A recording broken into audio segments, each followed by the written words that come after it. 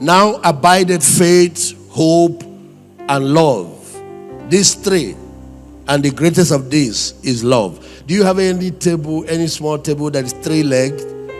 Okay, can you get me one chair, 4-leg chair?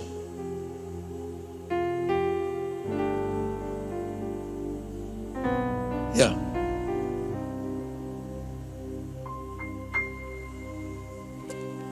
Yeah, there is a simple version of this that I want to share. But you can see, this chair is designed to stand on 3 legs. So if you knock off one and leave 3 and you sit, it will fall on that side. Now what happens if you knock off 2 and sit on 2?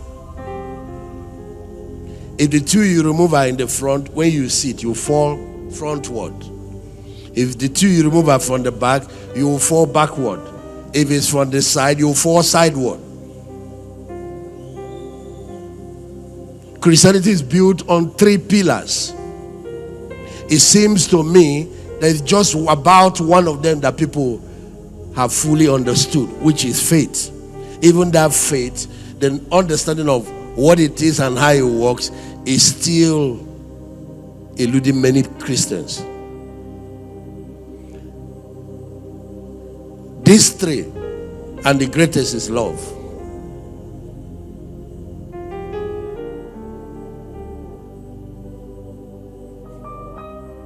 Notice the order they were listed: faith, hope, and love. It is in that order. It is listed in ascending order. The greatest of these is love. The second greatest is hope. Because hope is the one that takes care of you, not only in time, but in eternity.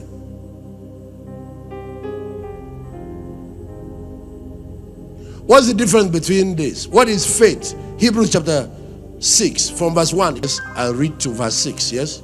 Now faith is the assurance, the confirmation, the title deed of the things we hope for, being the proof of things we do not see, and the convictions of their reality. Now he's trying to explain faith to us, and he brings hope in. He's telling you faith does not work without hope. It's like husband and wife. One cannot produce a child without the other.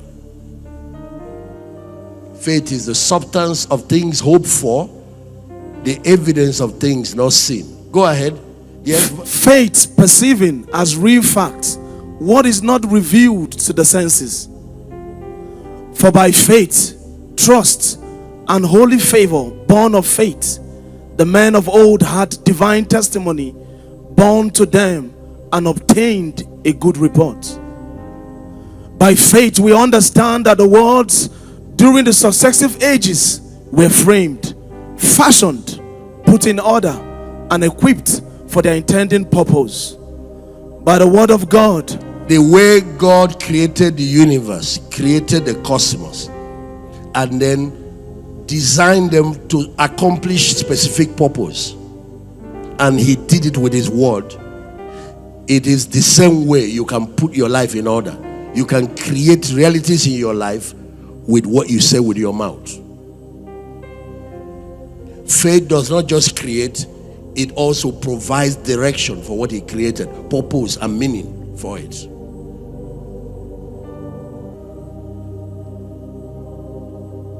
Verse 6.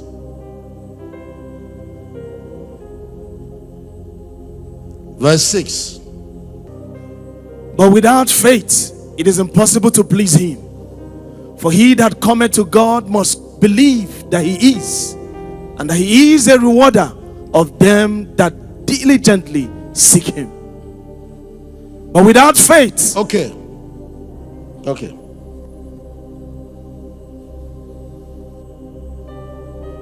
Romans chapter 5. From verse 1. We'll read maybe to verse 8. Now watch. The man started discussion on faith. Here now we saw he started discussing faith. He brought hope in. Now in Romans chapter 5, he will start discussing faith, how we are saved through faith. He will bring hope. He will bring love in. Because these are three components of your spiritual engine. They don't function without each other. If you take one and ignore the others, it collapses. There are some of you who are trying to exercise faith without love. It doesn't work. And there are some of you that are trying to exercise faith without hope. It doesn't work. Yes, read. Therefore, being justified by faith, we have peace with God through our Lord Jesus Christ. So our salvation came through faith. Yes, go on. By whom also we have access by faith into this grace wherein we stand and rejoice in hope of the glory of God. So from salvation now, we move to rejoicing in the hope of the glory of God. What does he mean by hope of the glory of God? Hope of the rapture. Hope deals with redemption beyond just time to eternity. Hope of this rapture of the church. Hope of the resurrection. Hope of the second coming of Christ.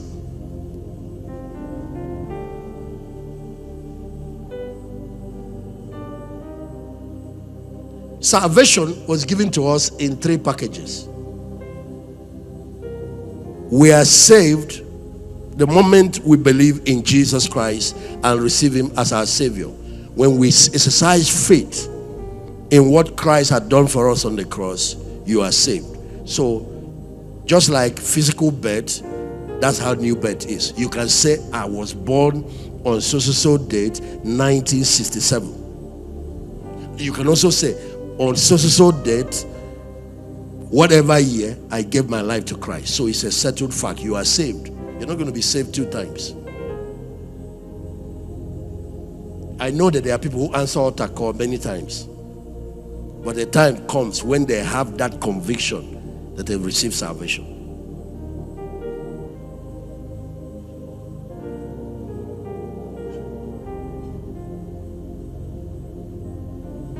But then you notice that salvation does not yet extend to our physical body. Our physical body will be saved, and that is when Jesus returns. That's hope. The one that happened instant, faith. The one that is promised that will happen during the rapture, when we're going to take on immortality. No more death, no more sickness, no more pain. That's hope. So there is a part of salvation that is put in storage. When you finish this race, complete it faithfully, you enter into immortality. The glorification is still a hope, a blessed hope that is given to all saints. Salvation you can receive immediately by faith. In between the two, between the time you got saved and the time you will be raptured, or you will enter into immortality, there is another salvation that is an ongoing work that is happening in your life. This particular one is a process. It doesn't happen instantly. Just like when you give birth to a child, that day they give birth to you. There is another development that started from that day to today. That one is called growth and maturity. Am I correct? And growth and maturity does not happen instantly, but birth happens on a particular day, and you can trace your birthday. But growth and maturity that has been going on, you can't trace a day and say, this is the day I became fully developed as a Christian. So that one is being conformed into the image of Christ, becoming more and more like Jesus. Sanctification is part of it. And it is that development stage that is still ongoing and will remain till Christ comes to lead us into perfection. So even though you are saved, you are not yet perfect.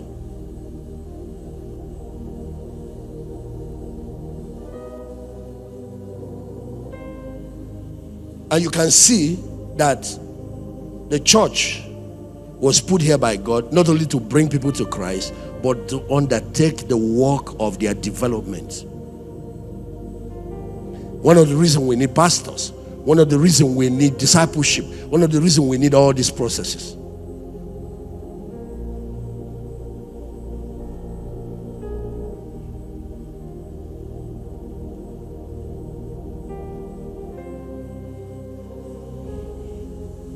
Show the Romans chapter 8 verse, I think, is that verse 19 or verse 29? Show it, I will see. God's purpose, yeah, it's verse 29. God's purpose, look at it. Who he foreknew, he predestinated to be conformed to the image of his son, that he might be the firstborn among many brethren. This making every believer to actually conform to the image of Jesus is the process that is going on now.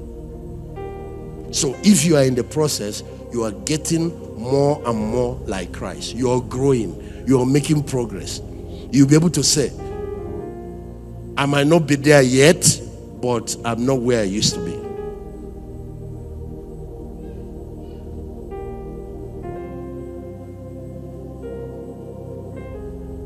You will see your life moving in that direction. And I'm going to say something here. That is where love comes in. Walking in love. Because that nature of Christ is the nature of love. It's called the divine nature.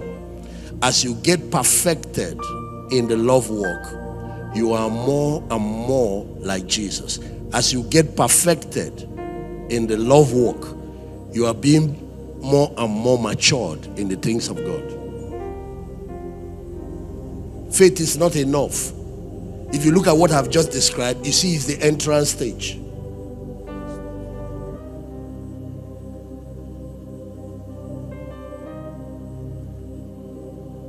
Do you know what God looks like? We are trying to be like God. Do you know what He looks like?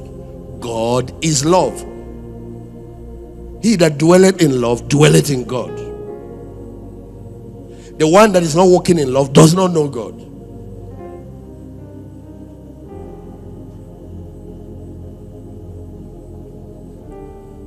Let's come back to these three cardinal virtues. Let me give you the simpler explanation of how the three of them work together. First of all, let's tackle hope. What is hope? Let's see if we can give you 5 to 7 different meanings of that. Number 1 is your desires. Number 2, your expectations. Don't try to exercise faith till you have a clear goal or desire. Number 3, your goals. Number 4, your dreams. Number 5, your vision. Number 6, your future.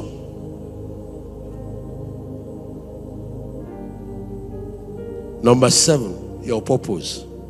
What is that thing about your life that has not come to pass yet? What is that thing that God has shown you that is still in the future?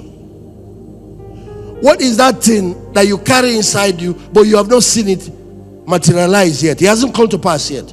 That's your hope. There is now a dimension of hope that goes beyond all of these ones I described. I told you I'll give you the elementary version of it, which is the issues that had to do with the second coming of Christ and the rapture of the church, when we are going to enter into that immortal state, when we are going to be like Him. And I need to read that part for you. 1 John chapter 3 verse 1. Okay, read for me verse 1, 2, 3. Yeah? This is the blessed hope of all the saints. 1 John chapter 3 verse 1 to 3. Okay, go ahead and read. Behold, what manner of love the Father had bestowed upon us, that we should be called the sons of God. This part has happened. It happened with salvation. Faith brought it to pass. We are already God's children. We're not going to be God's children. It's not rapture that will make us God's children. It's salvation and justification that made us God's children. And that one happened when you receive Christ. But look at the next part. Yes? Therefore, the world knoweth us not, because it knew Him not. Beloved, now are we the sons of God. You see that our salvation is now. Faith is now. Hebrews chapter 11 said, now faith deals with time, hope deals with eternity, or deals with the future. Now are we the sons of God? Yes, go ahead. And it doth not yet appear what we shall be. So there's an aspect of our salvation that is still in the future, and that's the one he's now addressing here, hope. It does not yet appear what we shall be. Yes, but we know that when we shall appear, we shall be like him. No, not when we shall appear. Read it right. But we know that when he shall appear, is when he, Jesus, returns. Yes, what happens to us? We shall be like him. We shall be like him. Yes. For we shall see him as he is. So, yes. And every man that had this hope in him purified himself. So, do you see what he calls that part? Hope. And any believer that has it lives godly. Anybody that is looking forward to the coming of Christ lives a holy life, lives a righteous life. If I look at the way you are living, I can tell whether the cardinal pillar of hope is active in your life or not. A lot of Christians only deal with faith because faith can help them solve the problems of life, cast out devil, get people healed, receive financial breakthrough, deal with most of the problem. And so the church, the modern church, Nigerian church, African churches have focused almost 98% to even 99% of their energy only on faith. Because those are the things you hear every day. Things that have to do with breakthrough. Receive it. Because it's faith that deals with this side of life. The problem with this kind of Christians is that when tragedy strikes, when there is persecution, when there is tribulation, they don't have anything in them to withstand it. They don't have antidotes. When people die, they are shattered because their faith can't handle that experience. Christianity prepares you not only for life, it prepares you for death. Actually, it's during trials, during tribulations, that we know whether your faith is strong or not. And it won't be if you don't have hope combined with faith.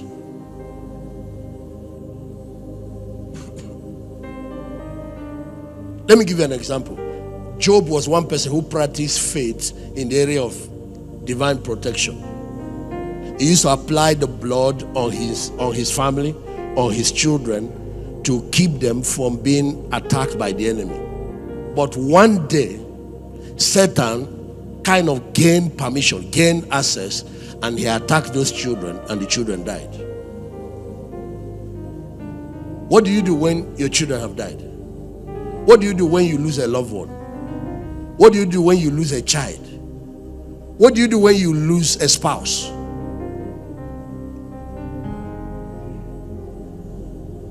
In dealing with trauma, grief, losses, people go through 5 stages.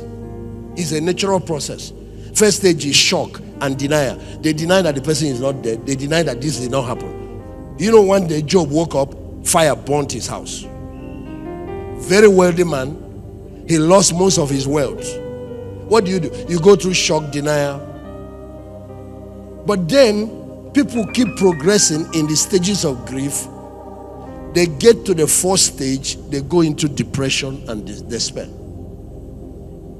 At that stage, they are confused. For example, now, stage 3 is negotiation and interrogation. They are talking with the Lord, to see if He can change back that situation and get them out of it. If the person is dead, they are praying, believing that he will rise. And there are cases where God has raised the dead people back to life. Because faith can move mountains.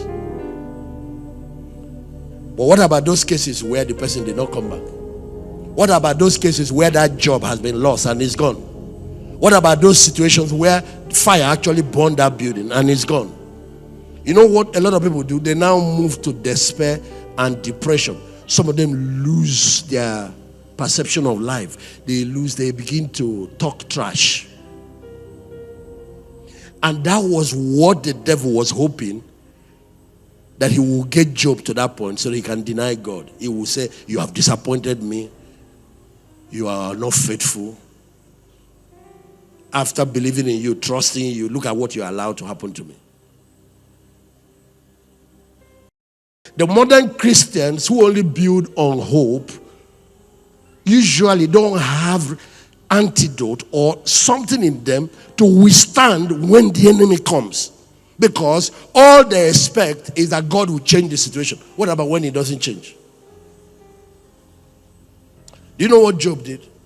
He went to God's house, bowed down and worshiped. He said, naked came I into this world, naked will I go. The Lord has given, the Lord has taken. Blessed be the name of the Lord. Before I got the children, you were God. After the children are gone, you are still God. You are the one that gave me this wealth. He was the wealthiest man in the whole of Middle East. And I have been in this position for many years. Now that he's gone, why should I curse God? His wife said to him, curse God and die. Because the wife has faith without hope. The man that has hope knows that this situation is not permanent. It will change again tomorrow. The man that has hope sees beyond the end of the tunnel and knows that,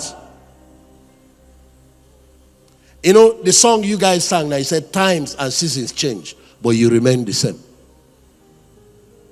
The man that has hope knows that even if it doesn't change in time, there is a better tomorrow for me in eternity.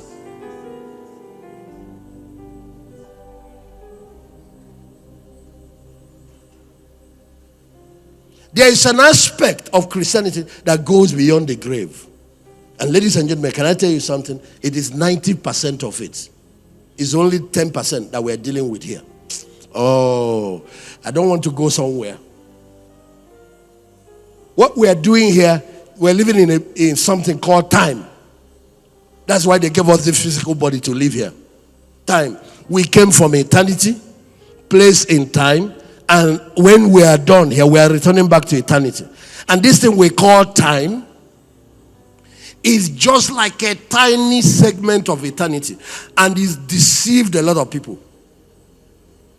Eternity is like forever. If you start a rope here and continue till you get to the end of Africa, that's South Africa, Cape Town, past Antarctica, go around and enter other planets, enter other galaxies, and then the other man take the other rope, enter other galaxies. By the time you get to the end of the universe, you've only gotten to just a small segment of eternity. You are just starting. They came here and carved out a small place. And this so-called time is just 7,000 years old. It's 1 week they gave us in time. 1 week. 1 week. They gave us 7 days. At the end of these 7 days, they will reevaluate everything that has happened.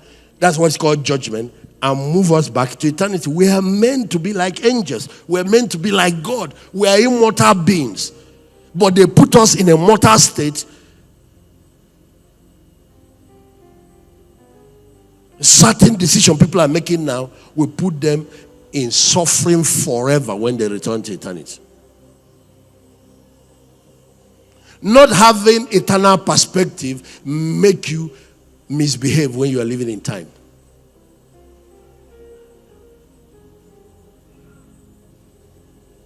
People that live in time must mind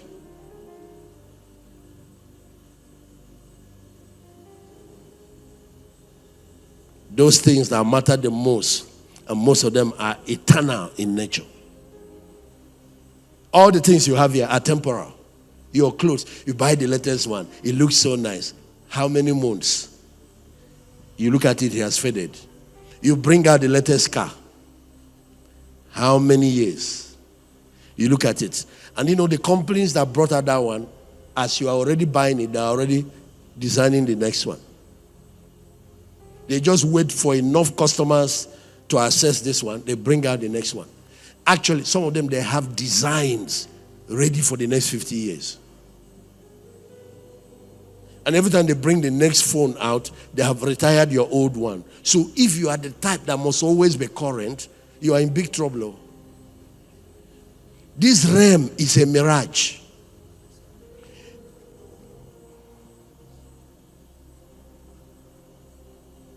Look at money. Money is important for life here. It's like fuel.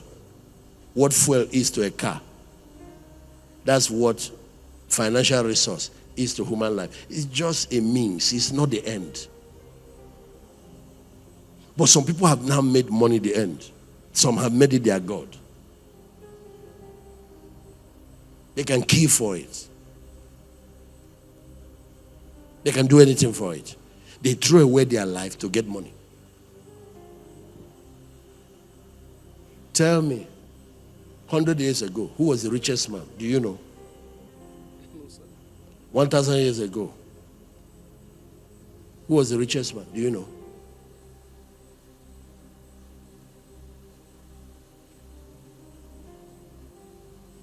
But we're still talking about David.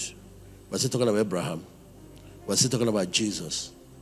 Every time we talk about Jesus, do you know the kind of mansion he lived in? Do you know the type of diamond or gold wristwatch he was wearing? Is he Abraham? Is he Moses?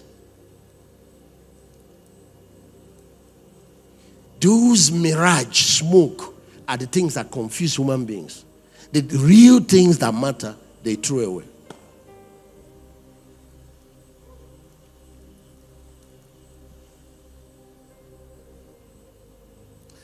I downloaded a document about the wealthiest people have lived in America and Europe. Those people that control bill. Many of them died miserable. Many of them died. Go, it's on the internet. Many of them died of overdose of drugs. Many of them died committing suicide. Yet they had all the money. You think money is what gives you fulfillment? You're a joker. And usually, sometimes when we talk about this, those who have not had it think we are joking. Some of us that have touched it are telling you. There are people, their marriages were better before they got money. You think that's what makes marriage sweet? Like fuel, it adds value. It can buy you a couple of things. The important things in life, it doesn't buy.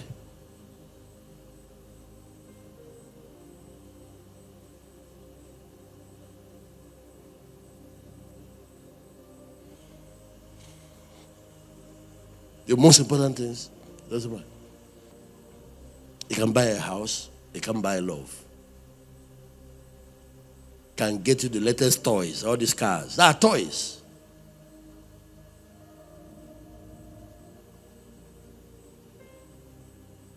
But when I travel, doesn't matter where I'm going, I have a sense of assurance, of safety, because of who I believe in, not because of the type of car I drive.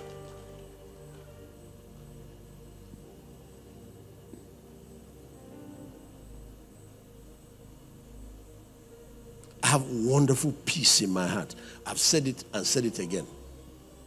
The day I go, even though I'm gone, and I will leave this house, this one is temporal. Anything that came from the realm of time is temporal. The things are from eternity, eternal. Even when I leave this house, I will leave a note of peace in my face.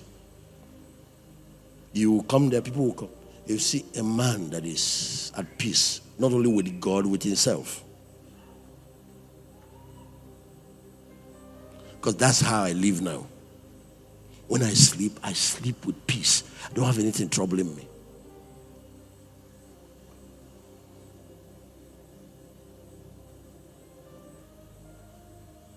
When you live in the will of God for your life, when you live to do his will, you enter into that zone. There is no wealth like it.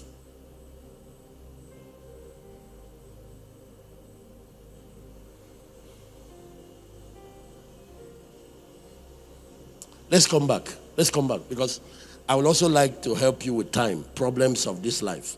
So that's where faith is required. Okay, so what is hope?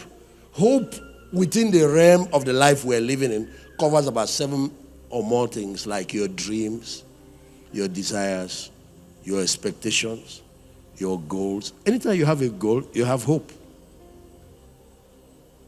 your vision, your purpose, your future.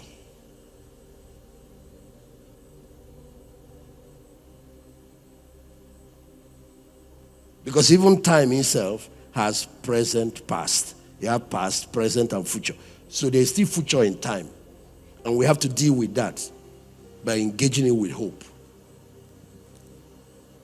A man can live 40 days without food, 3 days without water, and can stay a couple of seconds and minutes without oxygen. But once you take hope away from a man, he expires. His life expires. They can't see a better future. They can't envision things getting better after all this. Then what you see is a downward trend that finally leads to expiration. Some people even commit suicide. I can go through a tunnel as long as I know that there will be light at the end of it. I can go through trials as long as I know that the future will be better than now. I can go through tribulation as long as I know. The Bible said at the end of the sufferings of Job, God gave him double of everything that he had. You need hope when you are going through trials. It's not just faith. Because faith will push you to think that everything must change now. Sometimes it doesn't change immediately. You need hope to go along until your faith brings the breakthrough.